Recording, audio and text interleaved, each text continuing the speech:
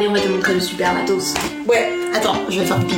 Ah, le tonton sexiste. Ah, c'était la tata, j'ai pas compris. non. Ça tourne depuis tout à l'heure? Oui, ça tourne. Ah, vous avez une valise à matériel. Ah, c'est Tu chic. vas voir, on a... C'est chic. Ah ouais. Je l'ai trouvé, ce sac, je l'ai trouvé sur un site de matériel de sécurité. Bienvenue, vous écoutez Entre nos lèvres, un podcast qui raconte les vraies histoires autour de la sexualité, mais pas que. Nous sommes Céline et Margot, et aujourd'hui nous accueillons une nouvelle invitée, Lexi. Lexi a 24 ans, et avec elle nous avons discuté de militantisme et de pédagogie, de tellement vrai et des garçons en colonie de vacances, des pâtes au pesto, de clignotement et du pouvoir thérapeutique des relations, mais surtout de fierté. C'est parti. Alors, est-ce que ça te plaît d'être une femme ? Ouais, non seulement ça me plaît, mais je suis hyper fier parce que parce qu'on est quand même dépositaire d'une histoire des femmes qui a quand même la classe par ce qu'on a accompli dans l'histoire, par la diversité des femmes qui existent, par les luttes qu'on a dû mener, ce qu'on a réussi à accomplir. Ouais, c'est un vrai motif de fierté, même si c'est pas facile. Et je pense que en fait il peut y avoir ce truc de c'est tellement compliqué au quotidien d'être une femme qu'on peut en venir à se dire j'aime pas être une femme. Alors que c'est finalement des choses qui sont indépendantes de notre identité de femme et je pense que c'est important aussi de travailler là-dessus pour donner du pouvoir dans nos identités pour ce qu'elles sont en elles-mêmes et plus pour ce qu'on leur calque dessus, quoi. Pour toi, c'est quoi être féminine ? C'est encore une fois cet héritage, c'est ce qu'on transmet, cette fierté, cet ensemble de leçons qu'on se passe de femme en femme sur à la fois sur ce qu'on doit affronter, à la fois sur ce dont on est capable malgré ce qu'on doit affronter. Et puis il y a quand même une part, même au quotidien pour toutes nos féminités, il y a quand même cette part prégnante des stéréotypes, des images, des couleurs qu'on associe aux femmes qui participent ou non à notre rapport à notre genre. Et je pense que qu'on y souscrive ou qu'on les rejette, ils existent et ils participent à ce que c'est la féminité, les féminités. Ta définition à toi, ce serait quoi ? Je sais pas en fait, je sais ce que c'est d'être moi, et moi il se trouve que je suis une femme, mais en fait c'est pour ça que j'adore être militante, c'est pour ça que j'adore avoir l'occasion de parler avec d'autres femmes, c'est que c'est hyper différent à chaque fois, et c'est super beau, et du coup c'est aussi ça, c'est en fait aussi d'entendre toutes les définitions qui existent de la féminité, toutes les façons de la vivre, qui fait que en fait je sais pas. Et le fait d'être trans, moi, ça m'a vraiment appris ça, c'est que le rapport au genre, il est aussi fait de quelque chose qui, alors que certaines peuvent définir comme de l'ordre d'une forme de spiritualité, d'énergie, enfin il y a plein de mots pour le décrire, mais quelque chose qui est une évidence non verbalisable en quelque sorte. C'est quoi les principales idées avec lesquelles t'as grandi sur les filles et les garçons, et plus tard les femmes et les hommes ? Je pense qu'au fond, on reçoit tous et toutes les mêmes par les jouets qu'on voit dans les magasins, par les vêtements que certaines peuvent porter et pas d'autres. Mais je pense aussi que mon cadre familial a fait que je les ai cassés rapidement parce que mon père était militaire.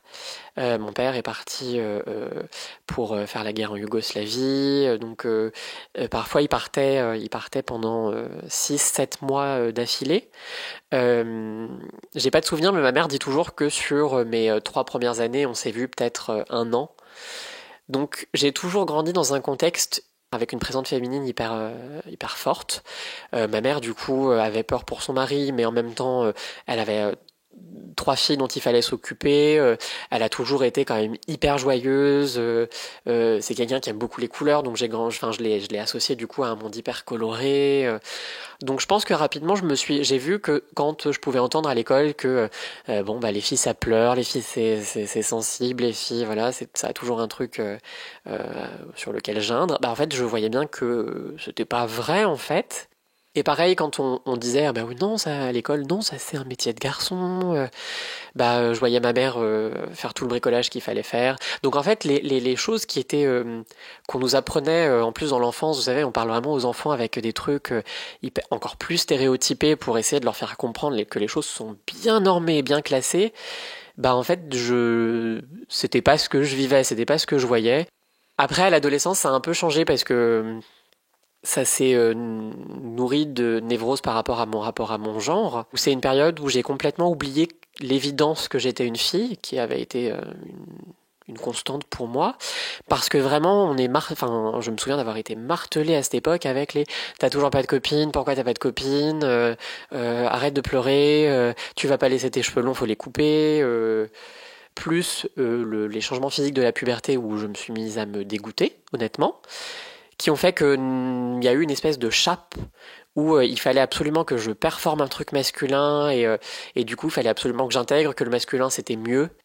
Ça a fait que j'ai moi-même perpétré des trucs très sexistes. Il y a eu ce truc où en étant mal avec moi-même et en pouvant pas être moi-même, j'ai décidé de faire du mal, ce qui est absolument horrible.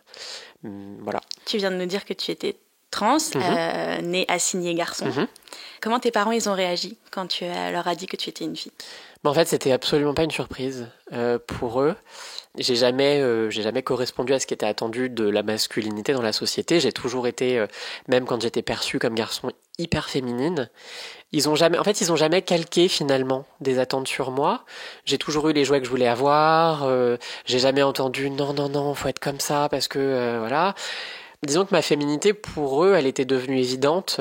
Et finalement, le fait de verbaliser « je suis une femme », c'était une extension de ma féminité qui était déjà complètement omniprésente.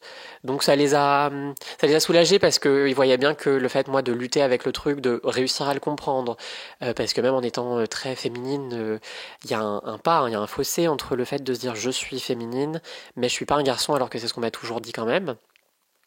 Et ils voyaient bien que j'ai fait des tentatives de suicide, j'ai fait des troubles alimentaires, donc ça a été un soulagement. Ça a été une fierté aussi de voir que alors que c'est quand même très difficile de aujourd'hui arriver dans l'espace public et dire bonjour, je suis une femme trans, je le fais. Donc ouais, ça a pas été une surprise plus que ça. Et autour de toi, toute ta famille a été comme tes parents? Non, en fait, ça a été en dents de scie, ça a été un peu. Enfin, il y a eu des allers-retours. J'ai 2 sœurs aînées qui sont cisgenres. Une de mes sœurs aînées est tatoueuse et a mis tout de suite une affiche dans son salon de tatouage. Ici, on soutient les personnes queer. La porte, elle est là si ça vous plaît pas. Donc ça, c'est très très cool. Et j'ai une autre sœur aînée qui a au début été très claire sur le fait qu'elle serait toujours là pour moi. C'est ce qu'elle disait, que je pouvais lui parler, qu'il n'y avait pas de souci. Elle a des amis trans. Elle sait ce que c'est qu'une personne trans. Mais parce que c'était moi, non. Et aujourd'hui, on se parle plus. C'est de la transphobie, mais c'est une transphobie qui se révèle que quand tu as concrètement à voir au jour le jour et à intégrer à ton quotidien la réalité de la transidentité. Parce que quand c'est des amis ou des connaissances, tu peux penser que t'as aucun problème avec ça, mais en même temps, tu le vois pas pour de vrai. Je pense que là, le truc qui a changé, c'est que je lui ai aussi beaucoup demandé d'être présente. J'avais des sessions de psy en famille où le psy parlait des différentes étapes de la transition. Et je pense que là, en fait, c'était très vrai pour elle et qu'en fait, quand ça devient vrai, c'est là où tu te rends compte que finalement, ça te dérange alors que ça ne devrait déranger personne. Enfin, c'est pas un sujet. Et quand même, du coup, entendre qu'il y a un deuil à faire alors que je suis vivante et que j'ai jamais été aussi bien, aussi épanouie de ma vie, c'est dur. C'est assez dur. J'entends le fait que y a un temps d'adaptation pour les pronoms, les prénoms, mais de là à utiliser le mot deuil, je crois que c'est compliqué, d'autant quand on a l'occasion d'en parler très ouvertement. On va passer à ton éveil sexuel maintenant. Oh. Est-ce que tu te rappelles de l'âge où tu as découvert la sexualité? Est-ce que tu sais si c'est tes parents, l'école qui te l'ont expliqué? Non, c'était vraiment tous les sous-entendus, toutes les blagues de cul, tous les vieux films porno bien dégueux qu'on se montre en cachette au collège. Ça a été vraiment ça. Et du coup, c'était pas très reluisant et ça m'a clairement pas attiré vers la chose, quoi. En plus, au collège, il y avait vraiment ces cours où le prof de SVT, pas hyper glamour, montre comment on déroule un préservatif. Voilà, c'était tout ce truc qui, pour moi, du coup, je l'ai associé les préservatifs aux différents dangers qu'on peut encourir. les trucs hyper graveleux, enfin voilà, c'était ça, rien de très positif. Ça t'a dégoûté longtemps ? Ouais, assez longtemps, ouais. Et quand est-ce que ça a changé du coup ? Bah, au lycée, en fait, quand moi-même j'ai commencé à ressentir du désir, en fait, je me suis dit, bah, en fait, si même moi, j'en ressens, c'est que quand même ça peut être cool, parce qu'après tous les autres, enfin, je pense que c'est ça, c'est les premiers désirs. Et quand est-ce que t'as découvert la masturbation ? Ben, alors, le premier souvenir concret de l'acte, c'était un voyage en Italie, au collège, pareil. Et pareil, le truc, c'est que, enfin, on était dans des chambres communes. Alors déjà, pleine puberté, le contexte pas cool, je me retrouve dans des chambres avec que des mecs, j'étais là, je veux pas. et je me souviens qu'ils avaient fait, qu'on était, je crois, 4 ou 5 dans la chambre, et il y avait vraiment eu un moment où il parlait de jeux vidéo, et puis il y en avait un qui s'était mis à se masturber, mais complètement comme ça, sous sa couette, et du coup ça avait lancé une espèce de concours, Et le truc, c'est que moi, c'est quelque chose que j'avais jamais vraiment fait. Et puis moi qui ai une dysphorie génitale très forte, c'est-à-dire la dysphorie, c'est le fait de ressentir un décalage, si on veut, entre notre corps, le genre qui lui est assigné, la façon dont il est perçu, la façon dont on le perçoit, et notre genre. De fait, pour moi, le pénis, c'était vraiment le symbole d'une masculinité que je refusais, mais que je devais accepter de force. Enfin, c'était vraiment un objet de dégoût. Enfin, ça concentrait tout ce qui n'allait pas pour moi. Le fait de les voir assumer aussi facilement le fait de tripoter la chose, pour moi, c'était... Ça m'a fait peur. Vraiment, ça m'a fait peur. Donc non, ça n'a jamais été une pratique qui m'intéressait, qui me concernait vraiment. Encore aujourd'hui ? Oui, parce que d'autant plus maintenant que je suis clairement, moi dans mon parcours personnel de transition, j'attends la chirurgie génitale, donc c'est d'autant plus quelque chose qui me pèse de me dire bon bah allez maintenant, je pense que ça changera après coup, mais pour l'instant non, clairement pas. Quand est-ce que t'as justement appris le mot trans ? Bah assez tardivement en fait, je pense. Je devais avoir 18, 19 ans, et je sais même plus comment, je pense que c'était dans le pire contexte du monde, ça devait être dans un Tellement Vrai ou un truc dans le genre. En fait, après mon adolescence et jusque mes 20 ans, mon rapport à mon genre et à la possibilité d'une transidentité, ça a été que des espèces de petits clignotements de temps en temps. Où du coup j'ai été confrontée dans un Tellement Vrai ou que sais-je, ah ça fait mal, ou ah ça touche près de la maison, ou mais tout de suite après c'était non, et je passais à autre chose quoi, donc ça a vraiment été des petits trucs comme ça jusqu'à ce que je puisse plus quoi, jusqu'à ce que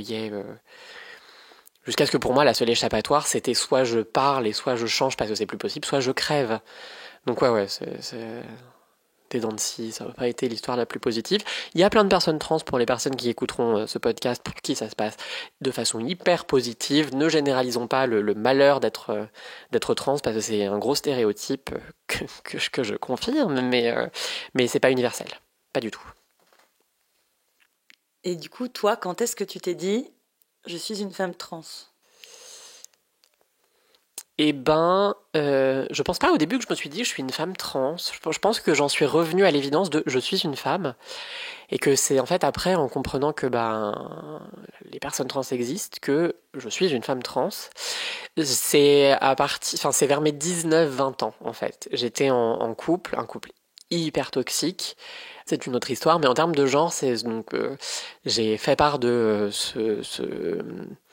de l'évidence pour moi en disant au début tout doucement à petits pas je pense, dis donc comme ça en parlant tout doucement pour pas gêner, comme plein de femmes le font, et on m'a répondu que c'était pas possible, ça existe pas, mais à ce moment-là en fait il y avait une claire différence dans le sens où je pouvais plus me convaincre que c'était vrai. Ce qui a entraîné bien évidemment encore plus de douleur parce que je voulais rester avec cette personne, mais en même temps voilà. Et finalement la rupture est arrivée, et là ça a été une période où en même temps, comme j'avais donné plus d'importance à cette personne qu'à moi-même, grosse dépression, Et en même temps, grosse euphorie de je suis libre. Je suis libre. Après des violences, après tout ça, je suis libre, quoi. Et c'est à ce moment-là, du coup, que je me suis vraiment renseigné, j'ai cherché vraiment à comprendre, à savoir. Est arrivé aussi l'interview d'Océan, qui a fait son coming out. C'était quelqu'un que j'admirais déjà, et j'étais là, il peut, c'est possible, en plus il est connu, ça fonctionne, ok, bon ben... Moi aussi, en fait. T'avais quel âge à ce moment-là? Mes premiers coming out, 21, 20 ans, ouais, 20 ans. Cette histoire compliquée dont tu nous parles, c'était ta première fois? Oui. Et même ça, quand je y repense, ça montre à quel point non seulement à quel point ce couple était pas sain. Je voulais pas, en fait. En même temps, j'avais du désir et la personne le savait. Et en fait, un jour, ça s'est juste fait. Est-ce que j'étais vraiment dedans? Est-ce qu'il y avait un consentement plein et entier? Voilà, je suis pas sûr. Mais en soi, ça n'a pas créé de dégoût pour l'acte physique de faire du sexe. T'avais quel âge? Oh là là, la temporalité. Je devais avoir 19 ans. Tu parlais tout à l'heure des violences au sein de ce couple. Elles ont commencé tout de suite? Non, ça a été... en tout cas, pas les violences physiques. Ça a d'abord été des choses du genre... attention, je rentre dans le story time. C'était quelqu'un qui avait beaucoup d'ex. Et qui en parlait tout le temps. N'ayant pas déconstruit toutes les questions de jalousie, tout ça, c'était quelque chose qui en soi me dérangeait. Mais en plus de ça, c'était toujours en parler pour dire à quel point ils étaient sexy, à quel point ils avaient vécu des trucs de ouf sexuellement et pas que. Et moi, à côté de ça, je rayais le parquet de désir. Et clairement, il voulait pas me toucher. Il le disait. Donc... ouais, il y avait ce contexte-là qui faisait que je me méfiais des ex. Et un jour, je suis tombé sur des messages qui prouvaient que les ex ils étaient toujours là et ils vivaient toujours des trucs très cool sexuellement, apparemment. Et non, c'était non. Tu disais que quand vous étiez ensemble, il te touchait pas, vous étiez abstinent? Non, c'est-à-dire qu'on couchait de temps en temps. Il y avait clairement un fossé entre son désir pour moi et mon désir pour lui. C'était entretenu par ce truc de non, par contre regarde le type là-bas quand on sortait, c'était soit en me dépréciant, soit en m'ignorant complètement. Et du coup, les fois où on couchait ensemble, moi j'attendais que ça et c'était hyper important. Et pour lui, c'était, je pense, au mieux neutre en fait. De fait, c'était épanouissant ni pour lui, mais a priori il l'entretenait, ni pour moi, et là j'avais pas le choix de subir ça. Alors que j'en étais arrivé à un stade justement où j'avais vraiment réussi à faire du sexe un truc dans lequel je pouvais m'épanouir, que j'aimais clairement, j'avais découvert que j'aimais ça. Et il t'en empêchait. Mais je pouvais pas. Du coup, pendant que tu étais dans cette relation de couple avec cet homme, lui te percevait comme un homme? Alors lui me percevait absolument comme un homme gay. Moi j'en étais arrivé à un stade où j'avais sociabilisé, j'avais intégré aussi plein de codes de la culture gay, où c'était quand même plus facile d'être moi, avec tous les malheurs, avec tous les trucs non dits, les cadenas dans la communauté gay, parce que dans la communauté gay il y avait aussi une vraie présence de garçons efféminés, de garçons androgynes. Donc je me disais, si ça se trouve en fait c'est juste ça. Donc il y a eu un moment où j'avais presque fini par me persuader et me dire ok, bon, c'est comme ça. Et je pense que c'est jamais, quand on en arrive à se dire bon, c'est comme ça et pas se dire cool, c'est comme ça, c'est que c'est jamais très, très vrai, quoi. Ce garçon, cette relation toxique, elle a duré plusieurs années, c'était avant ton coming out? Ouais, c'était juste avant. C'est vraiment en fait, vraiment la rupture a été le moment de prise de conscience définitive, intériorisée aussi, qui a amené au coming out, qui a amené à la transition. Et ça a duré 3 ans. Donc ça a été trop long, clairement. Mais maintenant que de toute façon c'est fait, que maintenant j'ai subi et je peux pas l'effacer, je trouve que j'en ai fait une vraie force. Ça a été triste, ça a été dur, mais je suis là. Et ça a été compliqué pour toi après de retomber amoureuse et de faire confiance? Non. Alors de faire confiance, oui. De tomber amoureuse, pas du tout. Ce qui est quand même dommage. Ça met pas dans des bonnes conditions. Et finalement, enfin, j'ai eu d'autres expériences de couple après qui ont été belles, qui ont été épanouissantes, mais qui ont été vécues vraiment dans une peur constante. Mais quand même, j'ai réussi à réaccepter mes sentiments et à les laisser vivre. Et sexuellement, j'ai clairement pas du tout subi de séquelles ou de poids. Enfin, même au contraire, j'ai tout de suite voulu libérer le truc. Tu dirais que tu as eu des jolies expériences sexuelles aussi? Oui, ouais. Et non seulement j'en ai eu des jolies, mais j'en ai eu des jolies en aimant les personnes et en les aimant pas forcément. Ce qui est quand même hyper... parce que déconstruire toute la culture du romantisme que Hollywood nous vend, c'est toute une salade, hein. Franchement... Alors que c'est hyper, enfin ça n'a aucun sens. On veut nous faire croire que c'est universel, alors que non, on faut arrêter. Est-ce que ta dysphorie, elle t'embête pendant l'acte sexuel ou pas du tout? Pendant longtemps, non. J'ai même eu une période où, après du coup ma rupture et avant vraiment mes coming out, pendant toute cette période de documentation en quelque sorte, j'ai vraiment eu une hyperactivité sexuelle où c'était quelque chose de très empouvoirant pour moi. C'était aussi l'occasion enfin de vivre un truc où j'étais plus contrainte, j'attendais plus après la personne, je pouvais vraiment être désirée. Et ça m'a jamais vraiment gêné, c'était très épanouissant, c'était très cool. Et du coup aussi en sociabilisant et en sexant, je sais pas si ça se dit, avec des hommes qui étaient et cisgenres et hétéros, j'ai été confronté à ce truc de la perception genrée de ma biologie en dehors de moi, et où ça c'est devenu clairement plein de blocages. L'idée même de sexe n'était plus possible vraiment parce que je voulais pas qu'on me voie, je voulais pas qu'on juge mon corps, je voulais pas qu'on le compare à des femmes cisgenres quand mes partenaires avaient connu que des femmes cisgenres parce que c'est clairement trop douloureux. J'en reviens un peu. J'en suis à un stade où j'apprends à redécouvrir mon corps et aussi en étant militante et aussi en hurlant le fait que non, la biologie, ça n'a pas de genre, la biologie, c'est que fonctionnel. Je me dis oui, mais c'est aussi le cas pour toi. Comment tu t'entends avec ton corps aujourd'hui et est-ce que tu l'aimes? Aïe.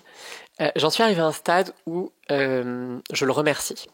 Je le remercie parce que même si j'aime pas la façon dont il est perçu, j'aime pas ses formes, je peux pas vivre avec ses formes, il m'offre une base saine pour les étapes de transition où je vais arriver qui feront que mon corps me plaira, sera pleinement le mien, j'aurai plus l'impression de toujours me dire mais pourquoi c'est là, pourquoi c'est comme ça, donc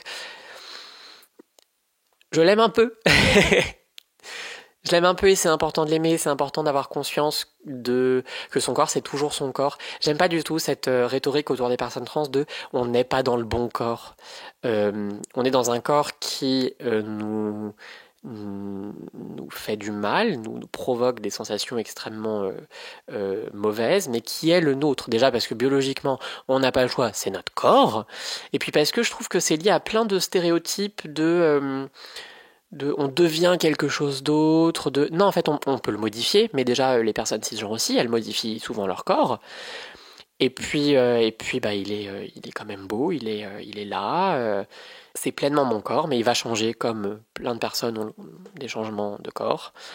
Et c'est ces changements qui feront qu'un jour je dirais ouais, je l'aime trop. Tu l'as commencé quand ta transition? Alors la transition sociale maintenant ça fait... Quand on parle de transition, en gros il y en a deux. Il y a la transition sociale qui est tout ce qui est modifier les choses qui amènent une perception de genre dans le milieu social. Et avec ça on met toutes les démarches administratives pour le prénom, pour la bonne mention de genre sur les papiers d'identité. C'est très compliqué les démarches administratives? Oui et non. Sur le papier elles sont censées être faciles dans ce qu'il faut fournir. C'est quand même, faut réunir des papiers, faut constituer un dossier. L'administration, c'est jamais glamour, jamais. Et puis, ça se passe jamais aussi simplement qu'en théorie. Pour le changement de prénom, maintenant, ça se fait en mairie. On donne un dossier, donc on récupère en mairie, où on décline son identité civile. On donne la liste des prénoms tels qu'on voudrait l'avoir. On peut justifier. Si on a déjà changé de prénom, parce qu'on peut changer de prénom plusieurs fois, on met l'historique des changements de prénom. Et à côté de ça, on peut fournir d'autres dossiers, documents, lettres des proches. Donc ça, c'est pour le changement de prénom. On le fournit. Il y a une commission municipale qui estime si oui ou non c'est légitime. Ça, je pourrais en parler des heures à quel point c'est un scandale, mais ça se fait comme ça. Le changement d'état civil, c'est tout autre chose. C'est entre 6 et parfois 30 mois. C'est très très long. Ça se fait en tribunal de grande instance, donc ça veut dire qu'il faut quand même passer devant un juge, ce qui est jamais anodin symboliquement. Le dossier est plus fourni, donc il y a une requête au tribunal de grande instance. La requête, c'est un papier qui est une demande gracieuse. C'est comme ça que ça s'appelle juridiquement. C'est-à-dire qu'on fait une lettre en disant « S'il vous plaît, ayant vécu ces choses-là, est-ce que vous voulez bien, s'il vous plaît ?» À ça, on met aussi d'autres lettres, et là, il faut en mettre vraiment de tous les milieux qu'on fréquente, milieu amical, familial, professionnel, pour bien prouver que oui, on fait la demande et qu'on est bien intégré socialement du genre qu'on demande. Les documents médicaux ne sont plus nécessaires, mais encore une fois, pour le changement d'état civil, c'est considéré comme tellement un truc fondamental. On change le genre de la personne. En plus, ça s'appelle changement officiel. Moi, je parle de changement de genre parce que c'est ce que c'est, mais officiellement, ça s'appelle changement de mention de sexe. Donc, c'est perçu comme un truc, on lui change son sexe. Enfin, c'est perçu comme tellement fondamental qu'il faut le fournir avec des preuves médicales, donc qui sont censées être plus objectives. Ça m'agace rien d'en parler. Et pareil, normalement, on ne peut pas demander de photos, mais souvent on demande des photos pour que les juges y puissent voir en disant « Oh, waouh, ça va, hein !» Voilà, donc c'est jamais nous qui avons le pouvoir, c'est jamais nous qui pouvons décider, on ne nous croit jamais pleinement nous, voilà, c'est comme ça que ça se fait. Donc pour ma transition sociale, ça fait maintenant 4 ans. Mais il faut savoir que transition sociale, c'est pas comme les étapes de la transition médicale. Une fois que c'est fait, c'est fait. Les coming out, on en fait tout le temps parce qu'on rencontre tout le temps de nouvelles personnes. Donc voilà. Mon changement de prénom est fait. Je suis en train de constituer mon dossier pour le changement d'état civil. Et la transition médicale, ça fait 1 an. Généralement, quand on parle de transition médicale, c'est un peu ça qui focalise l'attention. Et on ne s'arrête que sur l'opération. En n'osant pas dire chirurgie génitale et en ne sachant pas vraiment ce que c'est une chirurgie génitale. En fait, il y a plein d'autres démarches. Donc moi, ça fait 1 an maintenant que je suis sous hormones, mais avant ça, il y a eu besoin d'un bilan physique et psychiatrique, donc qui a pris aussi plus de temps, donc ça fait plus longtemps, plus qu'1 an, mais les hormones, ça fait 1 an pour moi. Et les prochaines étapes à venir, c'est donc les chirurgies au pluriel, il y en a plein qui sont faisables. Moi, ce que j'ai envie de faire, c'est une chirurgie de féminisation du visage, c'est pas ce que j'ai envie, c'est ce que j'ai besoin de faire, mais j'ai aussi envie de les faire parce que j'en ai besoin. Et une chirurgie génitale. Je tiens à préciser que toutes les personnes trans ne font pas de transition médicale. C'est une question de besoin. Et je tiens aussi à dire, fun fact, que les chirurgies génitales n'ont pas été conçues pour les personnes trans. On parle parfois de chirurgie trans, ça n'existe pas. Parce que par exemple, les phalloplasties qui consistent à créer un pénis, elles ont été mises en place par des chirurgiens pour intervenir sur des soldats mutilés à la guerre. Donc rien n'est spécifiquement pour les personnes trans. Ces chirurgies génitales, c'est pareil, c'est un package qui en intègre plusieurs. Par exemple, pour donc les personnes qui ont une construction pénienne, il y a la phalloplastie et là il y a la métaïdoioplastie. Je crois que c'est exactement comme ça que ça se prononce, mais bon, c'est très long. Voilà, j'oublie parfois le mot exact. Alors, la phalloplastie, ça consiste à étendre toutes les terminaisons nerveuses, le canal urinaire, et à amener une greffe de peau, qui est généralement prélevée sur le bras ou sur la cuisse, pour construire donc la verge. Le clitoris, sous l'effet des hormones, grossit et fait en fait le gland.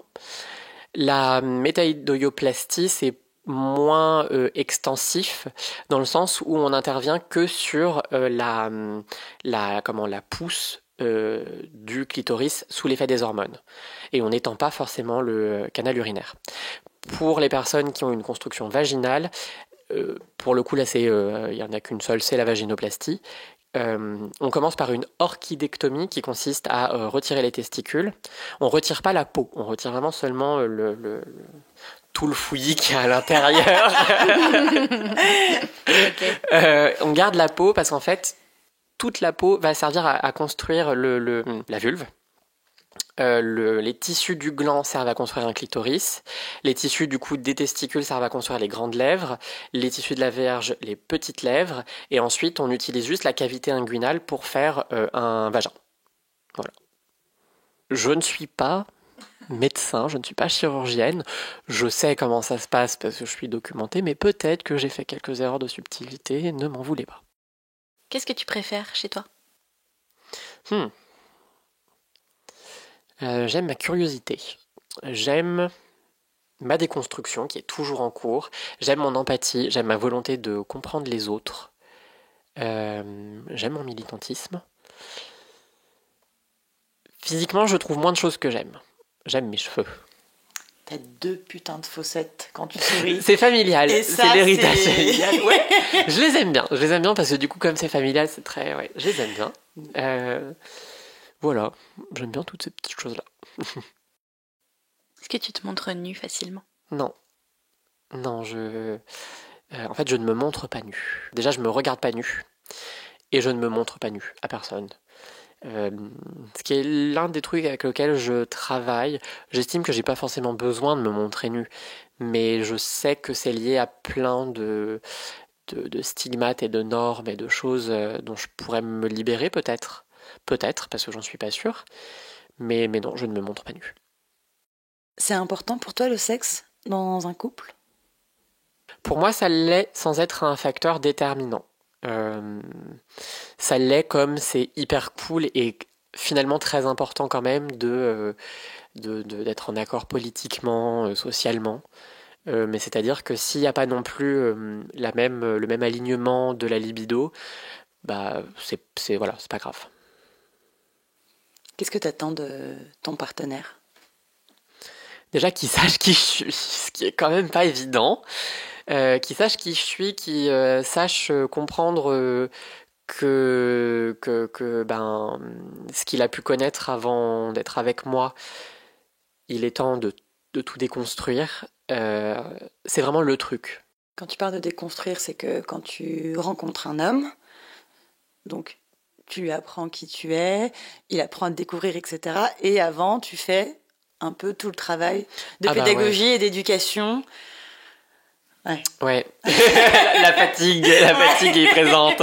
Oui, c'est ça, c'est que déjà, alors moi personnellement, par exemple sur des applications de rencontre ou quoi, je mets tout de suite, c'est la première phrase, je suis une femme trans. Mais pour plein de personnes trans, la question c'est quand est-ce que je vais le dire, quoi. Déjà ça c'est très très compliqué.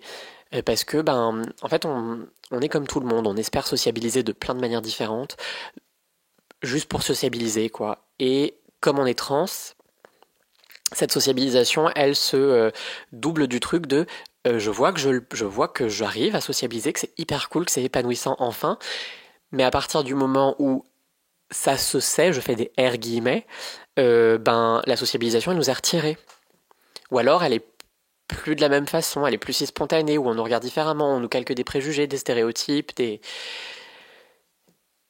c'est très fatigant. Mais faut le dire quand même, c'est l'état des choses. Si on veut déjà ne serait-ce qu'être en sécurité physiquement, parce que ça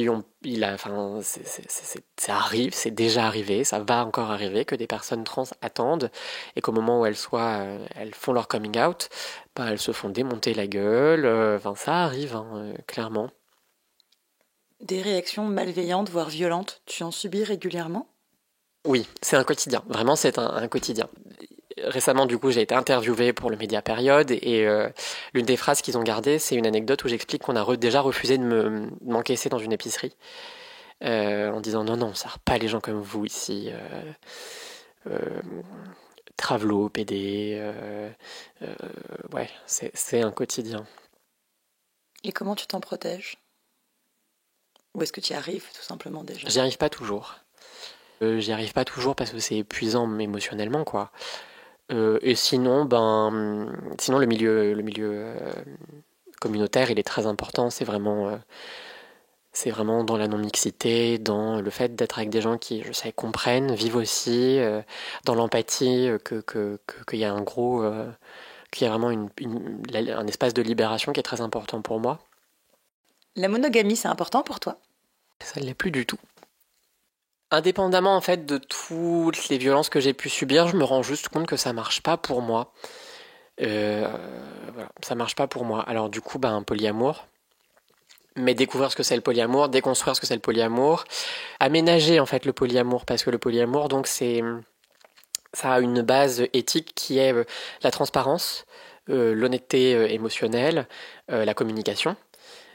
Mais autour de ça, en fait, tout est très personnel. Est-ce que du coup, on vit à plusieurs dans une même structure? Est-ce que c'est plusieurs structures qui sont transparentes les unes avec les autres, mais qui se côtoient pas? Donc ouais, déjà comprendre le polyamour, ensuite l'aménager pour qu'il soit éthique, mais qu'il corresponde à ce que je vis. Maman, si tu écoutes, on pourra en parler, mais s'il te plaît, me juge pas. Et aujourd'hui, tu es en couple polyamoureux? Oui. Il l'est de fait parce que c'est comme ça que ça fonctionne pour moi. Je ne vois pas plusieurs personnes parce que en fait le polyamour, c'est pas parce que tu fonctionnes en polyamour que forcément il y a 15 personnes. Et il se trouve que pour l'instant non, on n'est que 2. Et comment ça se passe avec lui? Ça se passe très bien. Ça se passe très bien. Parce que c'est quelqu'un qui est un allié absolument incroyable, qui a été un allié absolument incroyable avant de faire son coming out non-binaire, donc il se trouve que c'est aussi une personne trans. Non-binaire, c'est un mot qui est un mot parapluie, c'est-à-dire qui recouvre plusieurs concepts. Stricto sensus, non-binaire, c'est qu'il n'est ni homme ni femme, mais en fait il y a plein de genres différents qui ne sont ni hommes ni femmes. Il y a le fait de ne pas avoir de genre, il y a le fait d'avoir un genre neutre qui est subtilement différent, il y a le fait d'être de genre fluide, on peut dire aussi gender fluide en anglais, c'est-à-dire d'avoir plusieurs genres qui s'expriment à des moments différents. Voilà, il y a tout ça. Non-binaire, c'est plein de façons de vivre son genre qui sortent du cadre hyper traditionnel masculin-féminin. Donc oui, ça se passe très bien. J'ai vraiment l'impression, et je sais qu'on a une relation qui est à la fois saine et belle.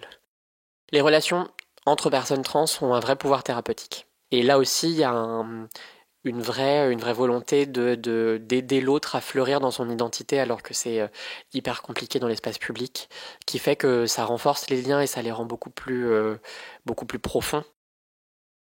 C'est quoi pour toi l'amour? Waouh. L'amour, c'est un sentiment de fusion, un sentiment de compréhension mutuelle, de confort et de bien-être avec la personne. Et je pense aussi que l'amour, c'est quelque chose qui prend plein de formes différentes, que ce soit un amour qui est romantique, qui est sur le long terme, qui est soit amical, qui soit ancré dans des relations professionnelles. Je pense que c'est des formes d'amour. Des 5 sens, lequel est le plus lié à la sexualité pour toi? La vue. La vue, parce que j'ai longtemps eu un désir et un plaisir pas sexuel, mais un plaisir sensoriel par la vue, que ce soit pour les personnes que je désirais, mais aussi dans le plaisir des sens par l'art, la vue. C'est quoi la sensation que tu recherches à travers le sexe? Je pense que c'est déjà le truc quand même des endorphines qui fait que on est hyper détendu. Le fait de voir aussi que tu peux apporter ça à quelqu'un d'autre. Toutes les petites choses qui sont non verbales dans les regards, dans les pics justement de désir que provoquent ces regards, ces caresses. Ouais, je pense que c'est ça, plus que de l'adrénaline ou plus que le simple fait de jouir. C'est pas la finalité qui m'intéresse, c'est le processus avec tous les petits trucs, les trucs hyper flatteurs de justement ce plaisir, mais aussi les trucs de voir la personne dans un moment complet d'abandon où tu sais que tu la verras pas quand elle mange des pâtes au pesto, quoi. J'ai très faim. Et en parlant de jouir, des orgasmes, t'en as souvent? J'en ai. Alors, j'ai eu des orgasmes génitaux. C'est plus le cas parce que c'est plus possible pour moi, mais j'ai découvert les orgasmes prostatiques et c'est tellement mieux. Vraiment. C'est mieux parce que je pense qu'il y a aussi le truc internalisé qui est pas forcément très cool d'ailleurs quand j'y réfléchis, de lié à la pénétration, et c'est à l'intérieur, donc c'est plus proche de ce que je perçois, de ce qui est largement considéré comme féminin. Et puis juste aussi en termes de sensation, parce que c'est beaucoup plus intense. Est-ce que c'est facile pour toi de dire ce que tu veux ou ce que tu veux pas à ton partenaire ? À mon ou ma partenaire. Oui, c'est devenu facile. Parce que j'en suis arrivé à un point où en fait on y est, c'est quand même l'endroit où faut arrêter de se poser des questions et de se créer c'est pas le cas parce que plein de constructions autour du sexe, mais c'est quand même cool si on arrête, on se dit bon allez là c'est comme on veut. Donc oui, c'est devenu facile. T'as dit mon ou ma. T'as couché avec des filles aussi ? Ouais, ça m'est arrivé, c'est très récent pour moi et c'est aussi le fruit de toute une réflexion sur je suis trans, j'ai compris que les genres c'est hyper construit, que la binarité c'est pas vrai. Du coup, même moi quand j'en étais à dire quelle est mon orientation sexuelle, les mots et les concepts, pour moi c'était devenu très abstrait. Et le fait aussi de voir à quel point les stéréotypes sur le corps et les biologies et les organes, c'est quelque chose qui peut peser et qui est complètement héritier de ces constructions de qu'est-ce qu'on attend d'un genre, qu'est-ce qu'on pense d'un genre. Mais en fait, les couches du millefeuille se sont défaites. Et en fait, oui, les personnes m'attirent. Il y a une question de certaines expressions de genre m'attirent, mais pas des identités de genre et encore moins des biologies. Donc oui, ça m'est arrivé. C'était chouette ? Oui, ouais. C'était chouette, mais il y avait du coup ce truc, ce renouveau du truc de je l'ai jamais fait, je suis pas sûre de savoir exactement, guide-moi un peu, mais c'est cool parce qu'on apprend tout le temps en fait. Et maintenant c'est la question de la fin. Oh. Pourquoi est-ce que tu as voulu venir nous parler de tout ça ? Qu'est-ce qui était important pour toi ?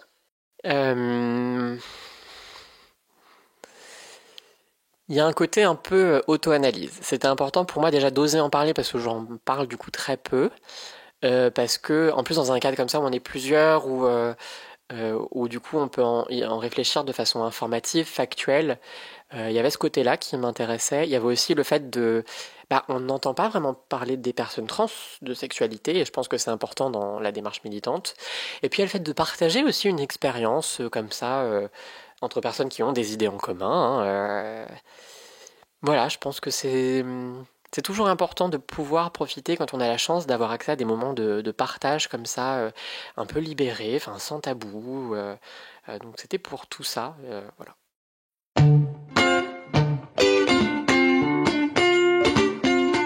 Pour ne pas rater le prochain épisode d'Entre nos lèvres, abonnez-vous à ce podcast. Vous pouvez également nous suivre sur Instagram, Facebook et Twitter, @entrenoslèvres, ou sur notre site internet entrenoslèvres.fr où nous écrivons aussi. Et n'oubliez pas de vous inscrire à notre super newsletter. Tous les 15 jours, à l'annonce du nouvel épisode, on partage avec vous 5 chouettes recommandations. Des livres, des films, des articles, tout ce qui nous a plu ou touché ces derniers temps. Promis, c'est cool. Ah oui, et puis le montage et le mixage de cet épisode ont été faits par Claire Sarfati et la musique du générique par Martin de Bauer. Allez, à dans 15 jours.